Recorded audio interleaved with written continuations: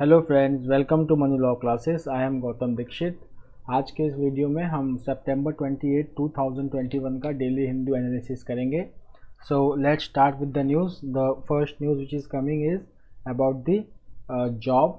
So according to the All India Quarterly Establishment Based Employment Survey, this survey it was carried out by Ministry of Labour and Employment. Shri Bhupendra Yadav is the incumbent Minister of Labour and Employment. Now see the findings. अगर हम यहाँ पे देखें तो इसमें confuse नहीं होना है। हमने एक पहले CMIE का डेटा पढ़ा था, centre for monitoring of Indian economy, जहाँ पे अगस्त के मंथ में the unemployment rate has increase to 8.39%. But अब यहाँ पे एक न्यूज़ आ रहा है तो it is about job has increase by 29%. But यहाँ पे जो सर्वे का जो कैलकुलेशन है it is based on 2013-14 and the present year. So 2020-21 you can take. तो यहाँ पे एक पूरे 6 साल के अंदर जॉब प्रोफाइल को लेके क्या डिफरेंस आया है उसके बारे में यहाँ पे बात हो रही है, ठीक है. बट इस सर्वे ने भी नोट किया है कि if you talk about the quarter of April June 2021, so 27% of the establishment they have reported retrenchment. Retrenchment means job से निकालना. सो प्लीज़ पे on attention on important data. तो देखिए पहला डेटा क्या आ रहा है कि the overall employment numbers have increase by 29% from the base year of 2013-14. However in the first quarter of the this physical means it is talking about the present financial year which started from 1st April 2021 and which will end on 31st March 2022. तो इसका जो first quarter है, पहला 3 महीना, that is April to June 2021, 27% of the establishments surveyed they have reported pandemic related retrenchment. So this is very important. Now अगर हम overall employment की बात करें, so the overall employment stood at 3.08 crore in the first quarter of 2021. Okay, and अगर हम यही बात करें तो 2013-14 में कितना था, it was 2.37 crore. सारे सेक्टर्स में जॉब ग्रोथ हुई है, एम्प्लॉयमेंट इंक्रीज हुआ है. Only 2 sectors have reported job loss, they are trade and accommodation in restaurant. अगर हम देखेंगे कि कौन कौन से सेक्टर्स में जॉब ग्रोथ बहुत ज़्यादा हुई है, so see the sectors like IT and BPO sector, इनका जो जॉब ग्रोथ हुआ है 2013-14 के बेस ईयर के हिसाब से it is 152%. Then in health it is 77%, then transport 68%, financial services again 48%, construction 42%, education 39% and manufacturing 22%. Okay, अगर हम एस्टेब्लिशमेंट की बात करें तो सबसे ज़्यादा एस्टेब्लिशमेंट हमारे पास मैन्युफैक्चरिंग में है, followed by education and then health at 8%. अगर हम ट्रेड और एकोमोडेशन और रेस्टोरेंट की बात करें तो यहाँ पे there is decline in employment basically because of the pandemic situation. तो जो कॉन्टैक्ट सर्विसेज थी जैसे कि ट्रेड, एकोमोडेशन, रेस्टोरेंट, हॉस्पिटलिटी, इनको कॉन्टैक्ट सर्विस माना जाता है because here people to people contact takes place, physical contact. So that's what is happening over here is that during the pandemic this trade, accommodation and restaurant यहाँ पे job का decrease हुआ है. Now we will continue with the same news on page number 8.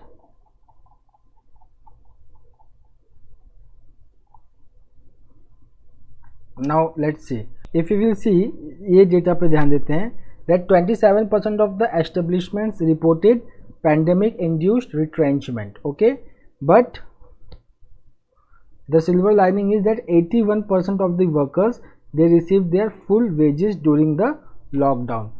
Okay, so now why this type of survey is very important in India. So see, this type of survey is important because we need evidence and statistics to improve the labor market in India, to improve the employment. So now see, evidence based policy making and statistics based execution is the major focus of the current government, and these surveys are covering unorganized sectors. Unorganized sectors मतलब जहाँ पे social security नहीं होता है, those are called as unorganized sectors या gig workers. सो यहाँ पे हम लोगों को लेबर सर्वे से इनके लिए पॉलिसी बनाने में हेल्प मिलेगी. Okay, now if we talk about the other information, qualitative information, तो देखिए यहाँ पे द गवर्नमेंट इज सेइंग कि व्हेन द कोविड-19 first wave hit the country, so government launched many welfare schemes like Pradhan Mantri Garib Kalyan Yojana. So in launching such schemes, the government only had the data from Employees Provident Fund Organization and ESIC. But now the government is also coming up with field surveys for the unorganized sector as well.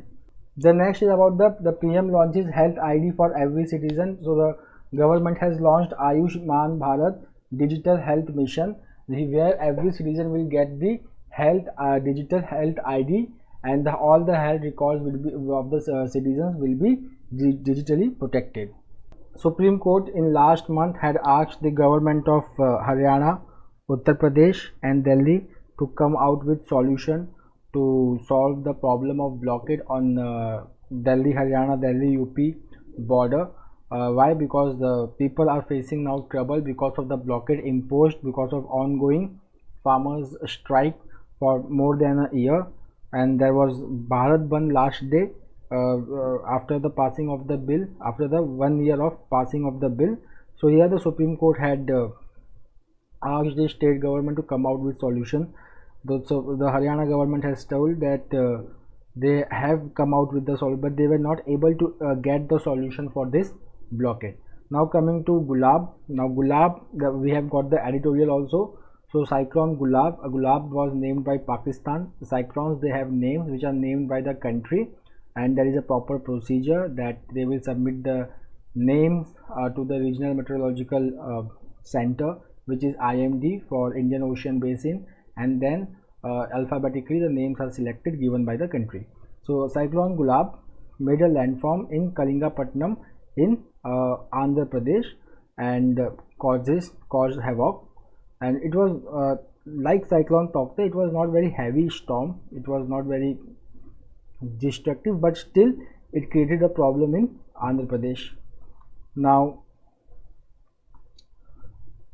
the next news is about the DRDO Akash Prime missile. So now we have already done Agni Prime missile, now we have Akash Prime missile. So Akash Prime missile means these missiles Agni, Akash, they were built under the Integrated Guided Missile Development Program, but now renovation, you can say, now they are being fit with the most modern technology, advanced technology, to make them capable of today's defense demand. So after Agni P missile or Agni Prime missile, now there was a testing of Akash surface to air missile, which is called as Akash Prime missile. It was tested from Integrated Test Range at Chandipur in Odisha, and it has been equipped with indigenous radioactive frequency seeker for improved accuracy. Okay, so these are certain improvements over here. Also some major improvements are performance under low temperature environment at higher altitudes. Now over here we just army trying to fix issues with indigenous guns. So the indigenous guns is Dhanush. So Dhanush, if you will say, it's a 150 mm howitzer. So the issue related with Dhanush is being resolved with the army, DRDO and Ordnance Factory Board. Now RGI over here means, the news is that cache data is 98% error free. Cache data is 98% error free as told by RGI. RGI is Registrar General of India under the Home Ministry. Now the socio-economic caste census was carried out in 2011. Okay, so the socio-economic caste census which was carried out in 2011, now we did the news yesterday, the central government had replied in Supreme Court that these data are not reliable or they are not accurate, but the Registrar General of India had said earlier that 98.8% of the data on individual caste and religion was error free. Okay, so the government stand yesterday was that the socio-economic caste census of 2011, the data are unusable, but RGI, the Registrar General of India, which compiles, which collects and releases the population data, it had said that no, 98.7% of this individual caste and religion was error free. Now this Registrar General of India, who is also called as Registrar General and Census Commissioner of India, he had informed this to Standing Committee of Parliament on Rural Development, Standing Committee on Rural Development.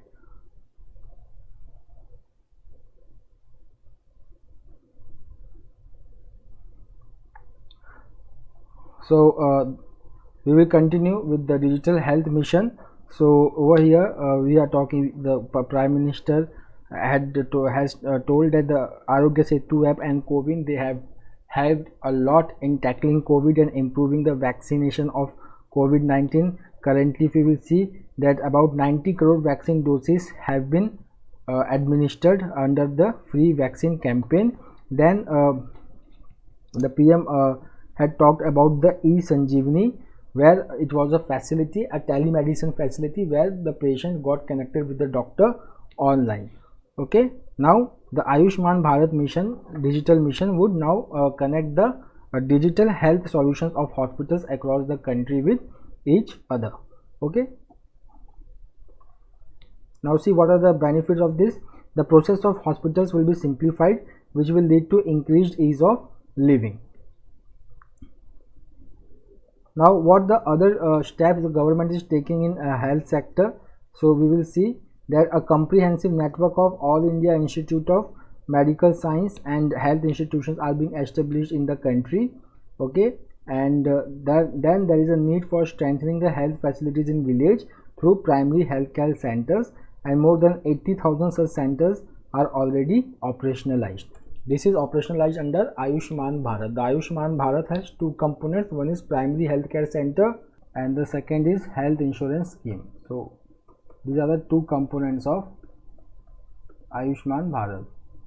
Now Union Home Ministry now has notified, it has ordered the ex gratia payment of rupees 50,000 to the next of the kin who died of COVID, or those who were involved in COVID relief operations. They will be getting rupees 50,000 ex gratia amount. According to the data, more than 4.4 lakh persons have died of COVID-19 since the first wave. Now this rupees 50,000 gratia amount, ex gratia amount, will not be paid by the Home Ministry, but it will be paid by the state from State Disaster Response Fund. Now the State Disaster Response Fund, if we will see, so the for states the 75% contribution for HDRF is made by center. But if we talk about special category states like northeastern states, Sikkim, Uttarakhand, Himachal Pradesh and Jammu and Kashmir, the center's contribution is 90%. So if there is any notified disaster, so under section 12 of National Disaster Management Act, the compensation amount can be paid to the victims. Now COVID-19 was notified as a disaster by the ministry on March 14th, 2020. Now Subramaniam Jaishankar, our foreign affairs minister, he was in Mexico for Independence Day celebration of Mexico. India and Mexico are currently serving as the non-permanent members of the Security Council, and together they are discussing issues like Afghanistan, Yemen, Syria and Myanmar. Now only two states sought extra grains, so Telangana and Meghalaya, they have sought additional food grains from center to fulfill the demand of Supreme Court's June order to provide dry rations to migrants who don't have ration cards,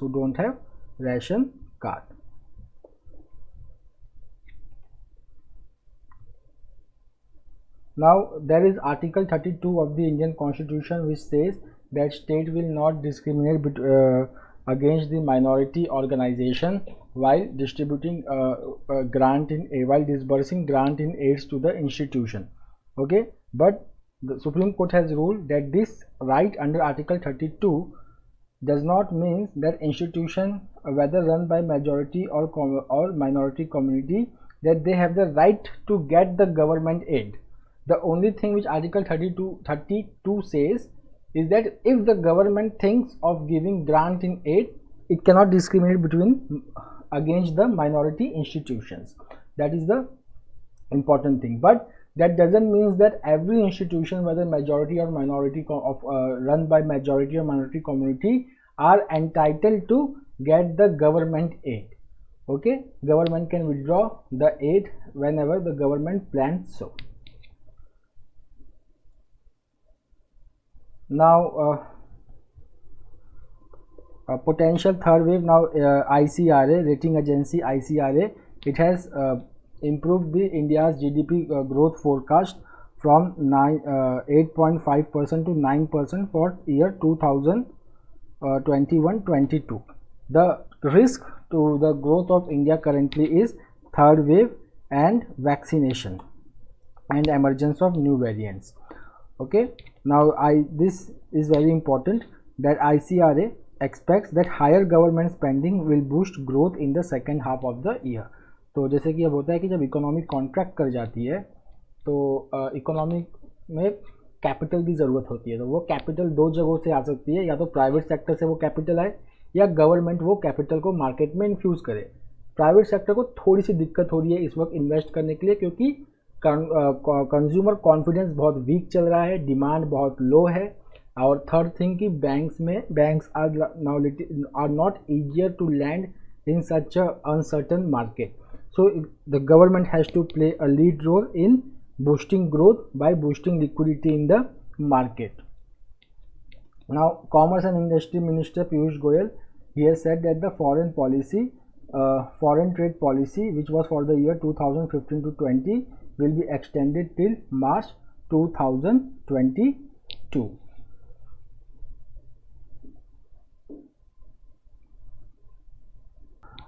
In Germany, Olaf Scholz party, you can say Social Democratic Party, okay, HDP. There are two major parties, Social Democratic parties, and the second party, if you will see, is Conservative Party. Okay, Conservative Party. So HDP, if you will see the vote share of HDP, so it is around 25.7%. 25.7%, and if you will see CDU CSU, which is Conservative Party led by Angela Merkel, it is somewhere 24.1%. okay, then there are two more parties which can play kingmakers. One is Green Party and one is Democrat Party. Okay, the earlier government led by Angela Merkel in Germany was coalition government. It was a coalition government. Okay, so in that coalition government, the HDP and CSU, they had a coalition government. Okay, but now Olaf Scholz, okay, can become the chancellor candidate of the German Social Democrat Party. Now these two news are interrelated. First of all, in Yemen there are Houthi rebels which are Iranian backed, and they fight the government to seek independence from the government. They are located in northern Yemen. These are the Houthi insurgent. So this is important, Houthi insurgent. Now the second thing about Houthi insurgent is that they are opposed by Yemeni government. These Yemeni governments are supported by Saudi Arabia, and then there was a recent recent violence between the rebels and the pro-government troops in the area which is Marib, key city of Marib.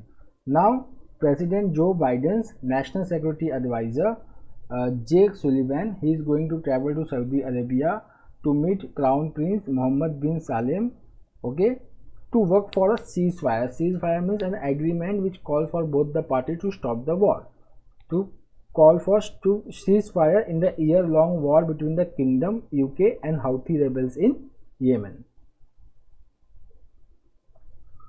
Now Shafiqe Attai, she is the businesswoman from Afghanistan. She runs Pashtun Zargon Saffron Women's Company, which produces, packages and exports the world's most expensive spice is saffron, and this company is woman led, and now she has raised the voice to against the Taliban and their Taliban rule and their new regulations restricting the women's right. Now we will come to the editorial. PM Modi at UN General Assembly. So over here he has talked about the Pakistan, China and reforms. So Pakistan, China, Afghanistan definitely, and reforms at the United Nations. The next is that he also talked about the democracy in India, that India is the mother of democracy and it has always adhered to democratic values symbolized by the diversity, pluralism, inclusivity, equality. Okay, and this democracy of India has allowed him, our Prime Minister, to become the Prime Minister of the country despite having a political background from the family side. Okay, but now UN President, US President and Vice President, they have stressed the need of strengthening the democratic process internally in India, and India recently came under international criticism because of the government's action against activists, NGO, laws on agriculture, farmer protest, citizenship amendment bill, in the increasing incident of lynching and mob violence.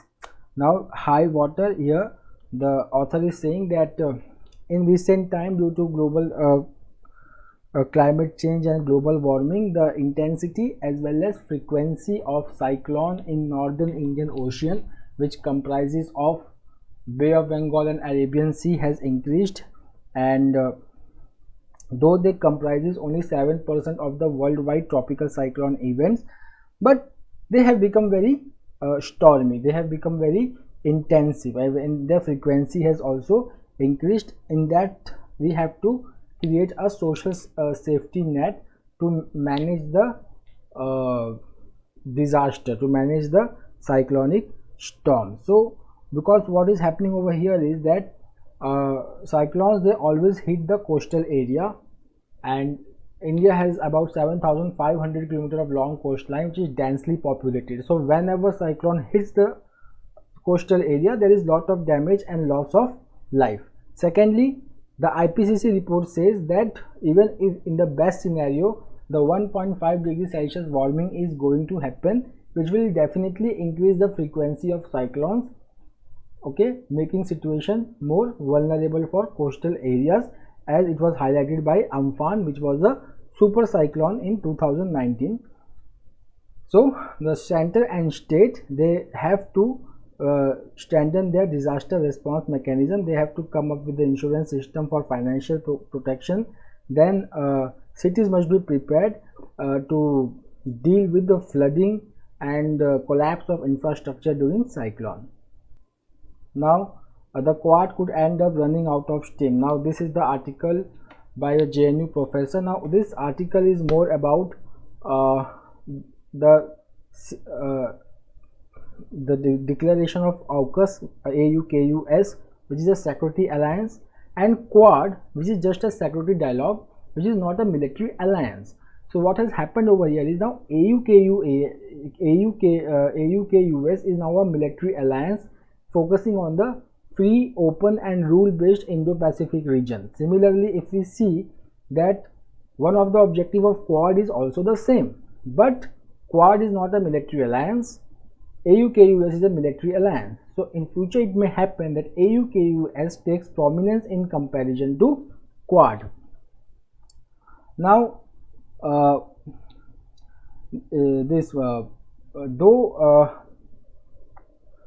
New Delhi has announced that there is no relationship between Quad and AUKUS, because Quad also focuses on the maritime issues, but India has always kept itself aloof from any type of military alliance to have the strategic anonymity, strategic autonomy, and so that in future it can take the decisions according to its security concerns. But what is happening over here is that if we talk about the Indo-Pacific engagement, except Quad, the presence of India in any trade partnership or in any economic partnership is not there. India is not the part of any regional comprehensive economic partnership. The trade with the Indo-Pacific regions as compared to India, as compared to China, is very low. So India has to develop a India has to become the part, according to the author, India has to become the part of any security alliance focusing on Indo-Pacific region. Now leave that crown in the garage. So this is the book which is coming up, is going to be the autobiography of Indra Nooyi. It has been released.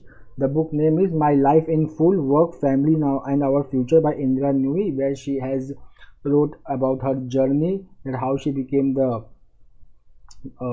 CEO of PepsiCo, and and she has detailed her journey including her family life. Okay, now about the National Institute Ranking Framework. It is released by the Ministry of Education, and it is talking currently about the regional diversity in educational institution, and it is saying that it is incorrect. Okay, so the National Institutional Ranking Framework, it is basically measures the universities, institutes, higher learning education institutes, and law colleges, medical colleges, dental colleges, and it ranks them. It was launched in 2016, and recently it was launched. IIT Madras became the topper in the higher educational institute category. Okay, now if we just see that what is problematic over here, then the formula for calculating the regional diversity over here, it is the problem. So the author over here just suggests that how we can calculate that regional diversity, because if we see that the number of students who are coming from the small cities, towns and villages are very less in the big colleges, and this type of data is not captured by NIRF. Now PM Kusum is a scheme for adoption of solar energy by the farmers, which was launched in 2019. There are three options under this, that how to deploy the solar panels. One is off-grid, the second is solarized agricultural feeders, and the third is grid connected pumps. Out of this, the off-grid solar pump is most famous among the farmers. Now the other two models requires 5 steps to make it famous. So the first will be that to extend the timeline of the scheme. So the timeline of the scheme is 22. The author is suggesting that it should be extended beyond 2022, because already the distribution companies have the power purchasing agreement with the other companies which are generating electricity, and up to 2022 they have already made the agreement. Now if we want that they should make an agreement under PM Kusum with farmers so that they can sell it to the DISCOM companies, then the scheme should be extended beyond 2022. Second is to create a level playing field between the utility scale solar generation and distributed solar generation. Okay, the third is that land regulations, because see, we require land to deploy the solar panels for generation of electricity. So land regulation should be made in such a way that leasing or converting the agricultural land for non-agricultural use should be not very problematic for the farmers. Okay, now the fourth one is that most of the farmers, they face struggle in paying the upfront cost of solar panels. So farmers, they have to pay 30 to 40% of the upfront cost of solar panels. Even this much of amount is very is difficult for farmers. It's difficult for farmers to get it. So this is the problem over here. Okay, the next is that economic viability. Now farmers, they have agricultural land. Now they have the option whether to grow the crop or whether to generate the electricity. So whichever will be more profitable, farmer will go for that. So generation of electricity should be profitable for farmers, then only this scheme can proliferate. Now there was the news yesterday that Iceland became the first country in Europe to have the women majority parliament, but when the recounting took place, then out of 33 seats women have won only 30 seats. So from more than 50%, now the share of women in Iceland is 48%. If we check out what is the position of India in that and world, so if you will see that Rwanda has the highest proportion of women parliamentarians globally, which is 61%. But if we talk about India, out of 543 Lok Sabha members, only 78 are women. In 24 out of 13 states and UTs, the average share of women MLAs between 2012 and 2021 is less than 31%. Okay, so if we just see this number, women in state legislature, so it means that between 1992 and 2001, in 30 to 31 states, the average share of women MLAs between 2012 and 21 was more than 1%. Okay, however, it was less than 14% in all of them. मतलब जितने भी legislature है उसमें 14% से ज़्यादा women कहीं पे थी ही नहीं. Okay, so between 2012 and 21. So that's all for today. We will meet again tomorrow with new Hindu analysis. Till then, have a nice day. Take care. Thank you.